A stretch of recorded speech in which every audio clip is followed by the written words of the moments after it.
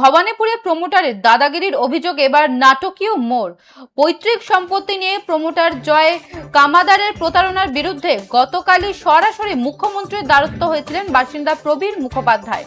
অভিযোগের 24 ঘন্টা কাটতে না কাটতেই মঙ্গলবার সকালে ওই বিতর্কিত নির্মীয়মান বহুতলে হানা দিলেন ইডি আধিকারিকরা। চুক্তি মেনে কাজ শেষ হলেও প্রবীর বাবুকে তার প্রাপ্য ফ্ল্যাট বুঝিয়ে দেওয়া হয়নি বলেই অভিযোগ। মঙ্গলবার সকালে ইডির আধিকারিকরা আচমকা ওই বহুতলে গিয়ে প্রাথমিক খোঁজ খবর নেন ও পরিস্থিতি খতিয়ে দেখেন।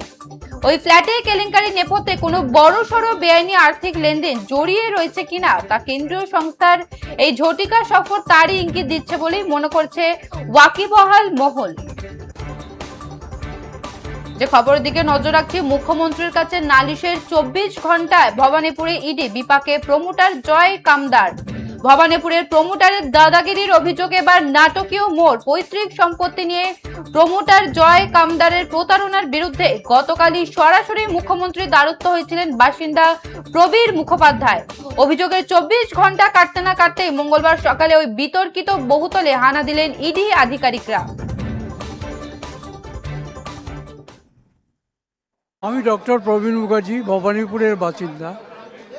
ভবানীপুরের টাউনসন রোডে আমার পৈতৃক ভিটার ওপর জয় কামদার নামক একজন প্রমোটার, তিনি বিল্ডিং করে দিয়ে ফ্ল্যাট হ্যান্ড ওভার করার অঙ্গীকার করেছিলেন। কিন্তু সেক্ষেত্রে ওই জয় কামদার নামক ব্যক্তি যে বিরাট প্রতারক, আমরা প্রথমে বুঝতে পারিনি। ফ্ল্যাট কমপ্লিট হয়ে যাওয়ার পরেও আমাকে ওই জয় কামদার ফ্ল্যাট হ্যান্ড ওভার করছে না, পরিবর্তে আমার কাছে 17 লাখ টাকা দাবি করছে। সেই টাকা দিলে তবে নাকি সে আমাকে ফ্ল্যাট দেবে, যদিও ওই ফ্ল্যাট আমার সামনে পাওয়ার কথা, কিন্তু তিনি তাও দিতে রাজি নন।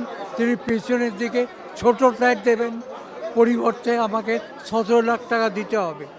আমি ওনার অফিসে অনেকবার গেছি, উনি আমাকে অনেকবার ভয় দেখিয়েছেন, আমাকে থ্রেট করেছেন, আমাকে রিভলভার অবধি দেখিয়েছেন।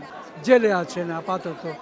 তার সঙ্গে অনেক পুলিশ অফিসার, অনেক পুলিশ অফিসার জড়িত এবং বড় বড় মস্তানরাও জড়িত।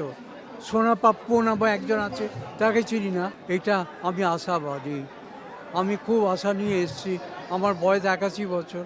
আমি এই 81 বছর এবং আমি 2বার স্ট্রোক হয়ে গেছে। আমি প্যারালিটিক, আমার পুরো ডান দিকটা কিন্তু অসাড়। আমি কষ্ট করে এসেছি, আমি বিচার পাবো এই আশা নিয়ে এসেছি।